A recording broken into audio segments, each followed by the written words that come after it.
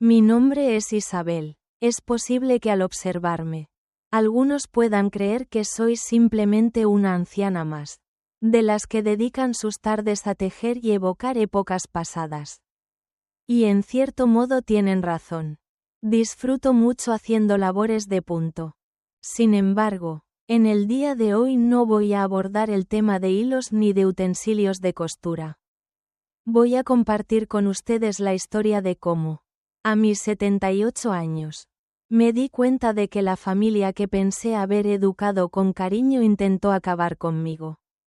Gracias al compañero que estuvo a mi lado, pude mostrarles que esta anciana tiene una columna resistente como el acero.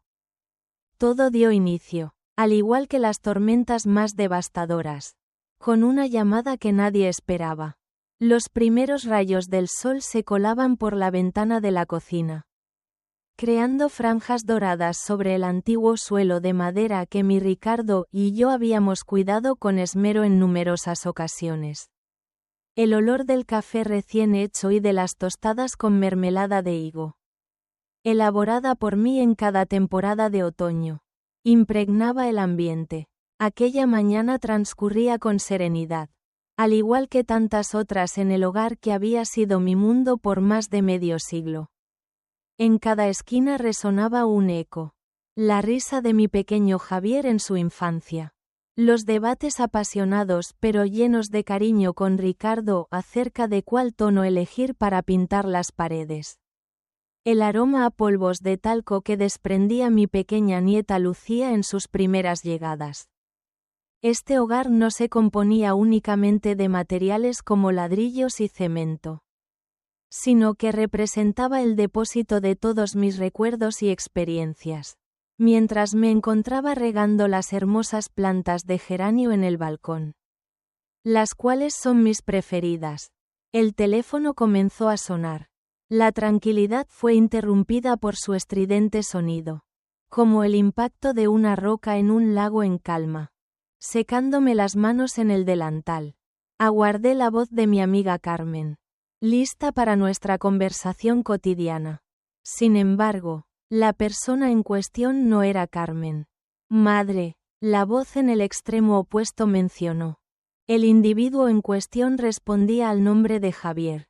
La forma en que se expresaba resultaba inusualmente fría, casi metálica, sofocada por un susurro de fondo que recordaba a la publicidad y al bullicio de la gente. Javier, querido, ¿cómo te va todo? ¿Cómo se encuentra Sofía? ¿Qué hay de Lucía? Mamá, estamos en buen estado. Nos encontramos en el aeropuerto en este momento. Experimenté una leve sensación de desconcierto. ¿Una travesía? No había recibido ninguna información al respecto. Desde que Ricardo nos dejó hace 5 años. Las visitas de Javier y su esposa, Sofía, se habían vuelto menos frecuentes y sus charlas más breves. La distancia que mantienen se debe a las heridas emocionales y a las responsabilidades que tienen en sus propias vidas. Fui tan inocente. En el aeropuerto, ¿verdad? ¿Tienen planes de viajar? ¡Qué maravilloso! Hijo, es un reconocimiento bien merecido. Traté de mostrar alegría en mis palabras, aunque por dentro guardaba una herida al no haber recibido la información. Se produjo un momento de silencio. En el trasfondo, capté a Sofía murmurando con ansiedad. Así fue como Javier dejó caer la noticia de golpe, sin suavizarla, sin mostrar ni un ápice de la compasión que se esperaría de un hijo. Mamá, no, esto no es un descanso. Estamos cambiando de residencia. La casa ha sido vendida por nosotros. El mundo se quedó inmóvil. Las líneas de luz en el piso dieron la impresión de detenerse en el tiempo.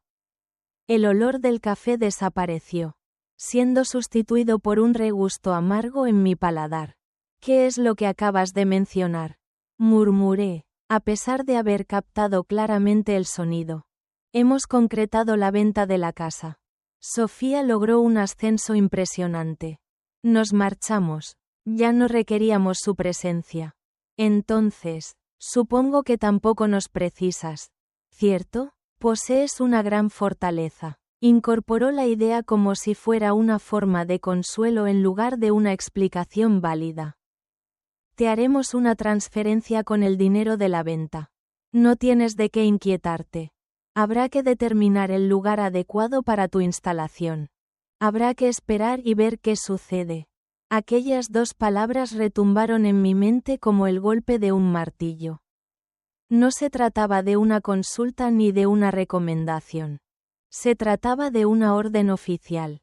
Me habían despojado de mi hogar, de mis recuerdos, de mi vida, con una llamada de 3 minutos desde la sala de embarque de un aeropuerto. Tu presencia ya no es requerida.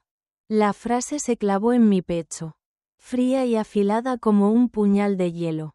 No alcé la voz, no derramé lágrimas, no me humillé pidiéndole. Un intenso frío se adueñó de mi ser, dejando mis sentimientos en completa oscuridad. Experimenté cómo la sangre abandonaba mi rostro. Observé la imagen de Ricardo colocada en la repisa, con su sonrisa acogedora y sus ojos transmitiéndome, como de costumbre, un mensaje de confianza. Puedes hacerlo.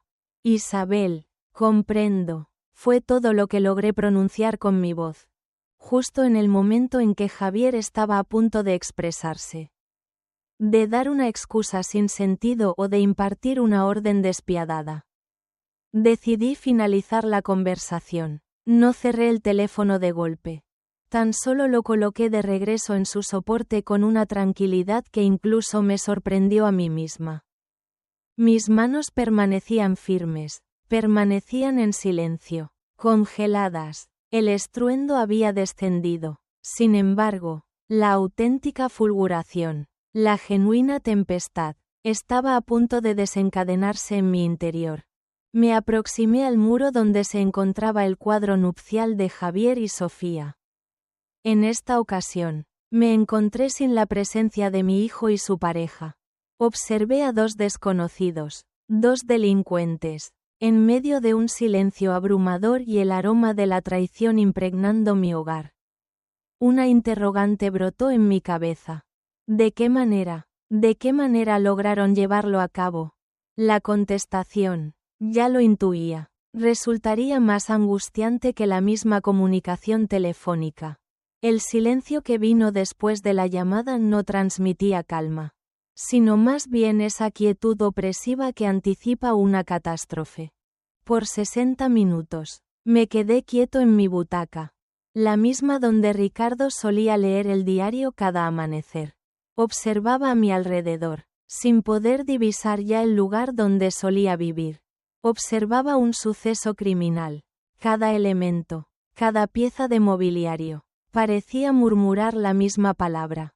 Despojo literario. ¿De qué manera se ha realizado la venta de mi casa sin contar con mi firma ni mi autorización?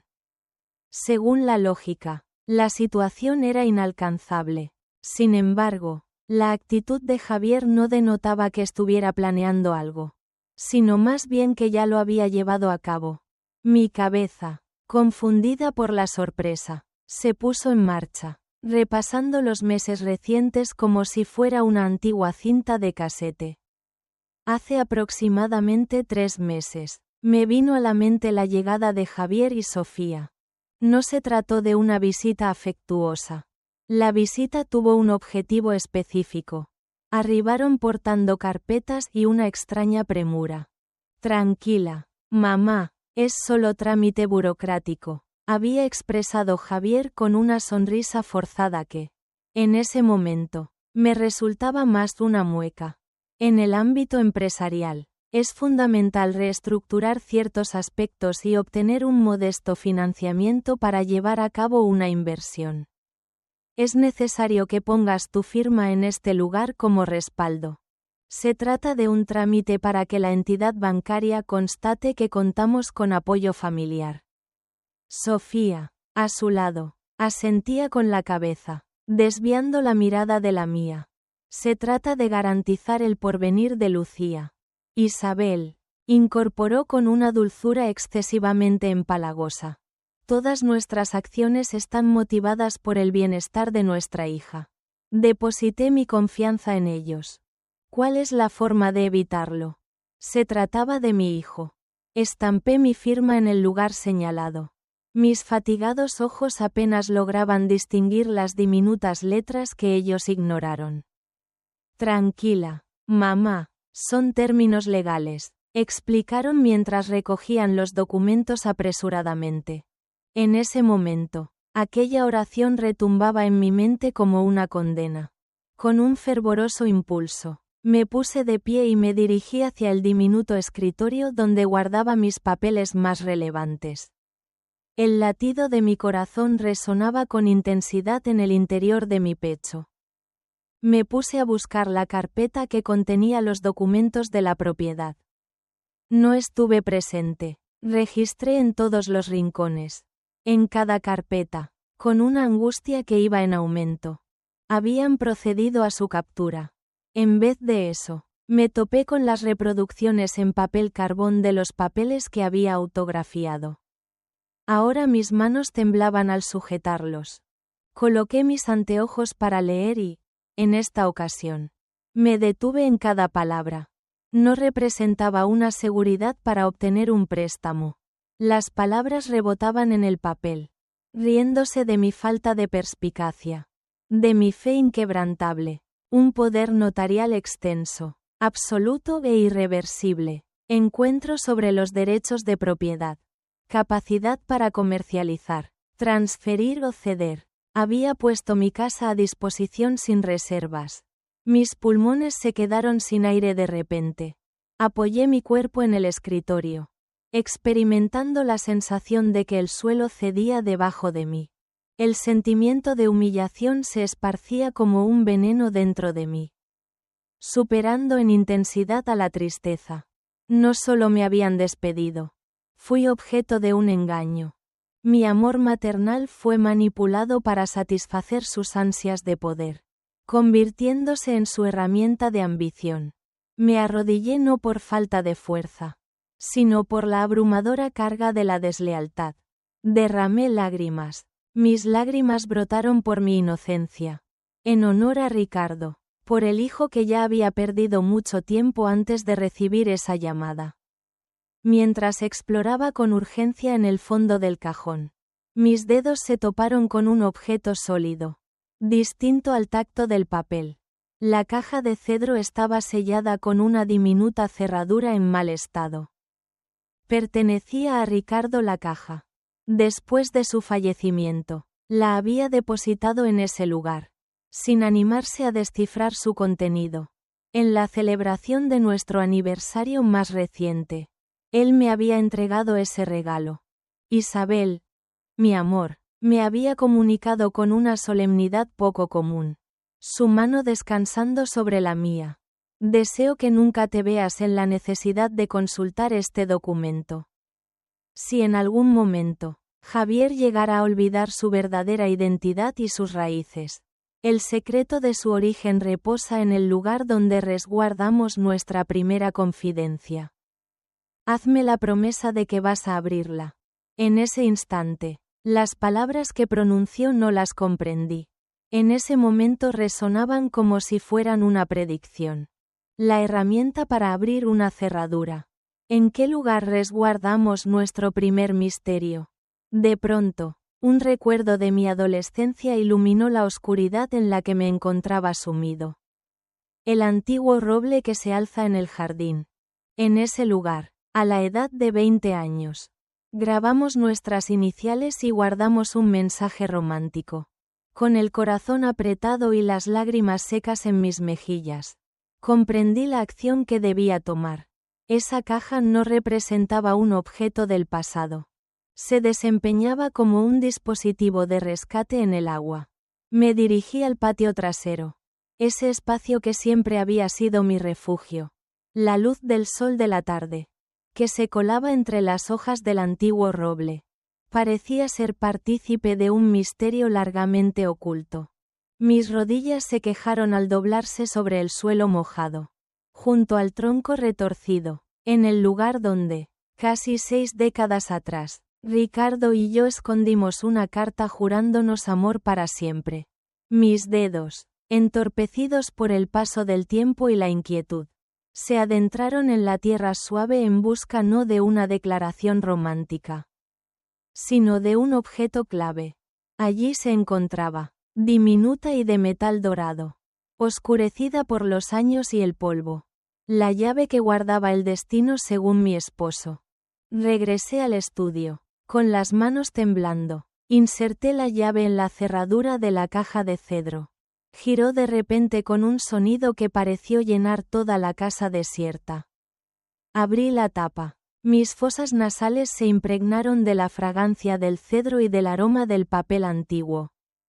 Un olor que evoca tiempos pasados, augurios y, tal vez, un destello de ilusión. En el interior no se encontraban ni joyas ni efectivo. Existía algo de gran valor. En realidad, en lo alto se encontraba una misiva, redactada con la inconfundible letra segura de Ricardo. Isabel, mi amada. Vi mi nombre escrito con una delicadeza que me hizo derramar lágrimas una vez más. Sin embargo, en esta ocasión las lágrimas no expresaban dolor, sino un profundo sentimiento de añoranza. Iniciaba la misiva. Estimada Isabel, si estás leyendo estas palabras, es señal de que mis mayores miedos se han materializado. Lamento no haberte comunicado esto mientras estaba vivo, pero no deseaba generar desconfianza en tu corazón maternal. Siempre has sabido apreciar lo más positivo de nuestro querido Javier. Sin embargo, he presenciado cómo una oscuridad se ha apoderado de su ser. Una sed de poder gélida, alimentada por la manipuladora influencia de Sofía. Observo las miradas que te dedican, así como las que posan sobre esta residencia. No cargadas de cariño, sino de ansiedad. Cada término resultaba reconfortante y punzante a la vez. Ricardo había presenciado todo. No me encontraba demente. Mi preocupación constante no se debía a la edad avanzada. Por ello decidí tomar medidas preventivas. Proseguía la misiva. Hace ya varios años, cuando mi salud comenzó a deteriorarse, acudí en busca de mi antiguo compañero y letrado, Mateo Vargas. Juntos hemos modificado por completo la estructura. Este hogar, donde compartimos nuestra vida juntos, no pertenece únicamente a ti, mi querido. La coloqué dentro de un fideicomiso familiar. Eres la única persona que puede residir en este lugar de por vida, hasta el final de tus días. Sin embargo, no eres la única con la capacidad de tomar decisiones. Bajo la carta se encontraba un montón de papeles legales, con sellos y firmas que lucían considerablemente más formales que los documentos que había autografiado. Devoré su contenido ávidamente, mi mente trabajando a toda velocidad para captar las implicaciones. El fideicomiso era transparente como el cristal. Fue entonces cuando di con la cláusula que transformó por completo la situación. La cláusula creada por Ricardo, con su gran sabiduría, fue concebida como una medida para contrarrestar la avaricia.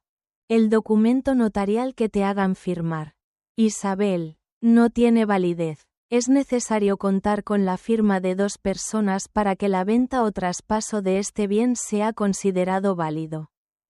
Tu contribución, hecha de manera voluntaria y consciente, junto con la del copartícipe del fideicomiso, Mateo Vargas. Cualquier intento de comercialización sin su rúbrica constituye, desde el punto de vista legal, un acto fraudulento. Experimenté la aparición de una armadura invisible que me envolvía.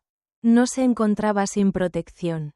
Incluso después de su fallecimiento, Ricardo seguía velando por mí. Sin embargo, la misiva de mi esposo aún no estaba completa. Al final del mensaje, encontré una nota adicional que sembró en mí una gran perplejidad y un enigma inesperado. Isabel, mi querida, comprendo que esto te proporcionará recursos legales. Sin embargo, es importante que tengas en cuenta lo siguiente. El auténtico poder, la verdadera posesión de tu porvenir, no reside en estos documentos. Nuestro principal punto fuerte permanece inamovible en el jardín. Tal como ha sido siempre. Encuentra a nuestra antigua protectora.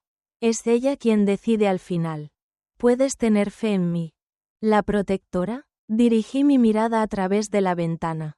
Observando el jardín. ¿Cuál era la intención de Ricardo al expresarse de esa manera? No contábamos con esculturas ni fuentes con nombres peculiares. El jardín era modesto, rebosante de hermosas flores y frondosos árboles. ¿Podríamos hablar sobre un árbol? ¿Tienes en mente alguna planta en particular? El sol empezaba a ocultarse, pintando el firmamento con tonos anaranjados y morados. Un estremecimiento recorrió mi columna vertebral. Experimentaba la sensación de que el tiempo se estaba acabando. La vivienda fue vendida por Javier. Esto implicaba que los recién llegados no se harían esperar.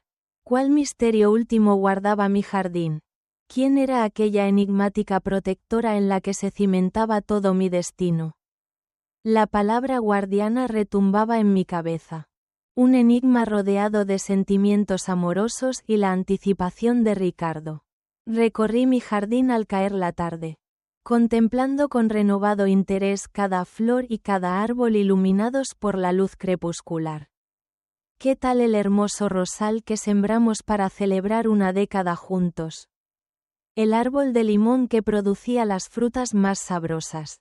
Nada parecía encajar como debía. Dentro de mi propio Edén. Me hallaba ajena, en la búsqueda de un preciado tesoro cuya apariencia me era desconocida.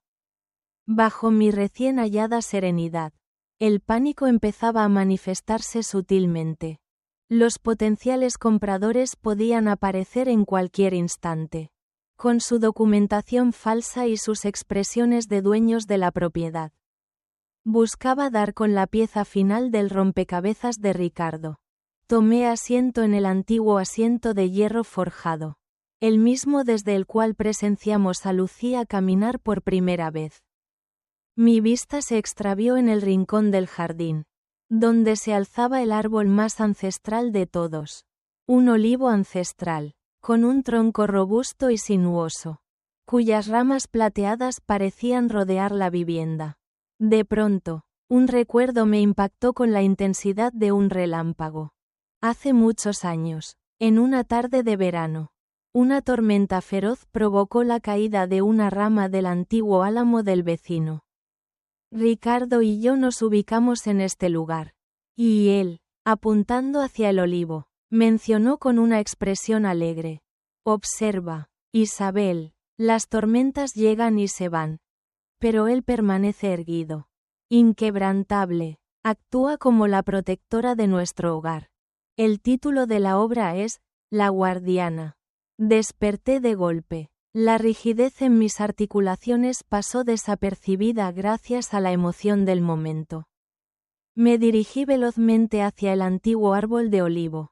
La vegetación que la rodeaba lucía más exuberante, más indómita. Me vino a la mente algo más. En la conmemoración de nuestro 25 aniversario, depositamos una cápsula del tiempo a sus pies. Una diminuta caja llena de memorias para nuestros yo del mañana. ¿Sería posible? Al carecer de instrumentos, me vi obligado a emplear mis propias manos, escarbando la tierra con una necesidad ancestral. El suelo se encontraba firme. Sin embargo, continué excavando, sin prestar atención al malestar en mis uñas y la tensión en mi espalda. A una distancia de unos 20 centímetros bajo tierra, mis dedos chocaron con un objeto sólido y metálico. No se trataba de nuestra cápsula temporal, sino que estaba hecha de madera. La situación era otra. Con un esfuerzo final, logré desenterrar una caja metálica, la cual era pesada y estaba completamente sellada. No contaba con un mecanismo de cierre. Utilicé una roca que encontré cerca para hacer palanca y la tapa se abrió con un siseo, dejando escapar un aire viciado. En el interior, resguardados por una envoltura de plástico, se encontraban más papeles y una nueva misiva de Ricardo. Isabel, Valiente y decidida. Leí con el corazón acelerado. Si has hallado esto, es porque has resuelto mi enigma y has mostrado, una vez más, la fortaleza que siempre me impresionó de ti. Estos papeles son los originales del fideicomiso y tienen la autoridad para invalidar cualquier reproducción que se haya hecho después. Sin embargo, existen otras cosas. La guardiana ha dejado plasmada su última palabra. Continué con la lectura y lo que encontré me dejó sorprendido. Ricardo, además de resguardar la vivienda, había tendido una artimaña ética y jurídica para su propio hijo. Dentro del fideicomiso se incluía una disposición de finalización. Un legado anticipado, tal como lo mencionaba Ricardo en su misiva. En el acuerdo se establecía que, aunque no era posible expulsarme, una vez que falleciera, la propiedad sería transferida a Javier. No obstante, existía una condición que no podía ser quebrantada. Si alguien intenta presionarme, engañarme o vender la propiedad de manera fraudulenta mientras esté vivo, no solo se cancelaría la venta, sino que también se aplicaría de inmediato la cláusula de desheredación. Si Javier llegara a perder la propiedad de esta vivienda de forma definitiva, también se vería privado de reclamar cualquier otro bien que formara parte de la herencia de Ricardo, como sus fondos guardados y sus activos financieros, cuya magnitud desconocía hasta ahora. Todo sería redirigido a un fondo benéfico destinado a niños sin padres que Ricardo había establecido en secreto. La codicia de Javier lo llevó a intentar arrebatarme mi hogar, pero también lo dejó sin ninguna esperanza para su propio porvenir. Se encontraba erguido, sosteniendo los documentos, cuando el estridente timbre de la puerta principal resonó en el ambiente. Mi corazón se estremeció. A través del cristal de la puerta del jardín, divisé dos figuras en la entrada principal. Un caballero y una dama, ataviados con distinción, observaban la residencia con gesto altivo. El caballero sujetaba un portafolio entre sus dedos. Ellos mismos, los recién llegados propietarios, al llegar para hacerse cargo de su recién adquirida residencia, desconocían que no estaban tocando la puerta de una perjudicada, sino de la legítima propietaria del castillo, cargando los papeles de la caja metálica como si fueran una protección. Me desplacé desde el jardín hasta la entrada principal. Cada paso retumbaba en el suelo de madera, no transmitiendo dudas como una víctima, sino con la seguridad de una reina que reclama su fortaleza. Inhalé profundamente, alisando mi mandil, una acción cotidiana que me conectó con la realidad. No experimentaba temor, sino una ira fría y legítima. Una poderosa energía que brotaba desde lo más profundo del olivo, del afecto de Ricardo y de mi propia dignidad restaurada. La puerta fue abierta por mí. La pareja, que rondaba los 40 años, me observó con una expresión sorprendida y un tanto condescendiente.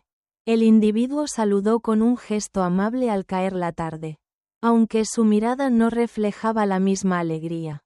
Parece que usted solía vivir aquí. Nos presentamos como la familia Castillo, quienes ahora somos los dueños de esta propiedad. Nuestra intención era visitar la propiedad y organizar el cambio de dueño. Repetí la pregunta sobre los propietarios, permitiendo que un toque de asombro y curiosidad se reflejara en mi tono de voz. Lamento informar que se ha producido un grave error de comunicación. Por favor, adelante. Considero necesario esclarecer ciertos aspectos. Se observaron mutuamente, sorprendidos por mi serenidad, antes de adentrarse en el vestíbulo y escudriñar el ambiente con miradas penetrantes. Les propuse tomar asiento en la sala, el mismo sitio donde Javier y Sofía me habían obligado a rubricar mi propio veredicto. Tomaron asiento en el extremo del sofá, sintiéndose incómodos. La mujer, con impaciencia en su voz, inició: observen, Contamos con la documentación de la transacción rubricada por el representante legal. Javier García. Todo se encuentra en perfectas condiciones.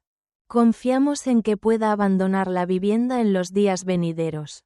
Comprendo que cuenten con documentos. Expresé con calma, tomando asiento frente a ellos en el sofá de Ricardo. También cuento con algunos. Puse los papeles del fideicomiso junto con la carta de Ricardo sobre la mesa de café. Antes de que pudieran ser inspeccionados. Tomé mi celular. Si me lo permiten, hay una persona que debería formar parte de este diálogo. Tomé nota del teléfono de Mateo Vargas, el abogado de Ricardo, cuya tarjeta estaba sujeta a los papeles. Mateo respondió de inmediato con una voz llena de preocupación. ¿Estás bien? Isabel, me encuentro en excelente estado. Mateo, mejor que nunca, contesté mientras activaba el altavoz de la llamada. Estás siendo mencionado en voz alta. Me encuentro en compañía del señor y la señora Castillo. Se dice que han adquirido mi vivienda. Un suspiro profundo resonó al final de la llamada. Desde el auricular, la voz decidida de Mateo resonó al dirigirse a los señores Castillo. Soy Mateo Vargas, abogado y coadministrador del fideicomiso que gestiona dicha propiedad. Lamento informar que han sido engañados. La transacción de esa vivienda carece de validez y no produce ningún resultado. El poder notarial que Javier García empleó para venderles la propiedad carece de validez al no contar con mi firma, la cual nunca fue otorgada. El rostro de los esposos Castillo experimentó un cambio desde la altivez hasta la perplejidad y finalmente la ira. Los documentos fueron tomados de la mesa por el hombre, mientras sus ojos exploraban detenidamente las condiciones del fideicomiso. Se le notaba claramente más pálido. Esto es algo que no tiene solución, murmuró con dificultad. Realizamos un pago inicial de gran cuantía. La increíble suma de 200.000 euros.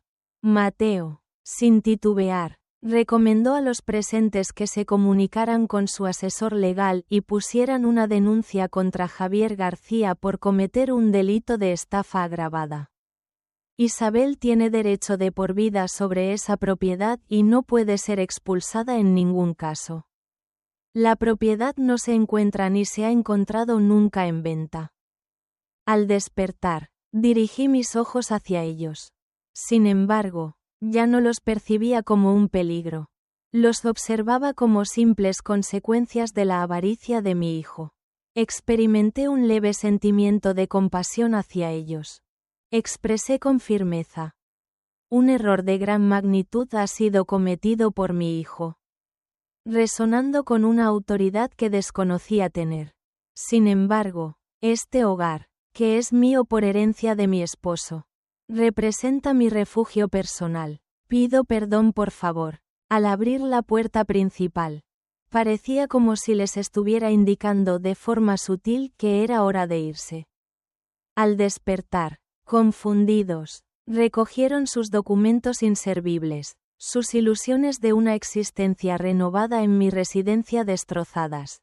Sus palabras, cargadas de amenazas hacia abogados y policía, resonaron en un tono débil y poco convincente. Era de su conocimiento que habían sido objeto de un engaño. Al cerrar la puerta detrás de ellos, una sensación de triunfo sereno se apoderó de mí. Mi hogar había sido protegido por mí. La memoria de Ricardo había sido dignamente recordada. La tranquilidad regresó al hogar. Sin embargo, esta vez era una calma serena. Un dominio recuperado. Me concedí una leve sonrisa. En ese preciso instante, volvió a sonar mi celular. Observé la pantalla con detenimiento. El individuo en cuestión respondía al nombre de Javier. Al deslizar mi dedo para responder, percibí que el tono que recibí no era frío ni distante en esta ocasión. Se trataba de una voz fracturada, rasgada por el miedo más profundo. Madre mía, ¿cuál ha sido tu acción hasta ahora? Han llegado las autoridades policiales. Hemos recibido una denuncia de parte de los Castillo. Fraude y estafa son los temas de conversación en este momento. Madre mía. Los gritos de pánico de Javier resonaron a través del teléfono. Y todo a mi alrededor pareció detenerse en ese instante. El llanto desconsolado de Sofía resonaba en la distancia, mezclado con las voces imperiosas que no parecían provenir de una terminal aérea, sino más bien de una comisaría o de su hogar, en un destino incierto. La ironía era tan intensa que estuve a punto de esbozar una sonrisa. Horas atrás, recibí una llamada suya desde lo más alto de su soberbia, comunicándome que ya no contaba conmigo. En ese momento, su voz resonaba desde lo más profundo de la desesperación, buscándome con una urgencia sin igual. Madre, es imprescindible que nos brindes tu colaboración. Rogó con voz temblorosa, apenas un susurro. Pidió que aclararan que todo fue un error. Hazles saber que procederemos con el reembolso del importe. Debes solucionar esta situación. Te lo ruego. Mamá, por favor, ¿podrías encargarte de solucionarlo? Javier, contesté. Y me asombró escuchar mi propia voz. En su interior no había rastro de enojo ni ironía. Solo una fatiga intensa, similar a la de una madre que ha presenciado a su hijo desviarse por el camino incorrecto en repetidas ocasiones. Dime, hijo mío, ¿cómo se remedia una traición? ¿Existe algún documento para este propósito? ¿Existe alguna manera de comunicarse para deshacer el intento de desalojar a tu madre de su hogar? En el otro extremo, reinó un silencio sofocado, solo interrumpido por los lamentos de Sofía. Él no lo dijo de esa manera. Mamá, balbuceó con dificultad. Teníamos la intención de velar por ti y proporcionarte los fondos necesarios.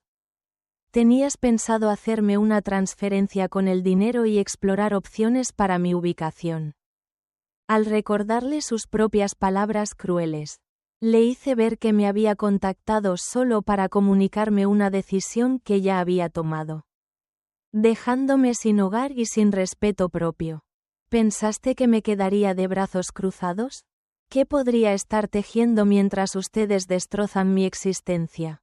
Ricardo cruzó mi mente. Su capacidad de anticipación me impresionó. Imaginé el sufrimiento que experimentó al tener que organizar cada detalle, al enfrentar la sombra en su propio hijo. La trampa no fue ideada por él con el propósito de castigar a Javier, sino más bien para resguardarla a ella. El castigo que recibió Javier fue la consecuencia lógica de sus actos. Ricardo había intentado transmitir esa lección en repetidas ocasiones. Cada acto tiene consecuencias, cada siembra termina en cosecha.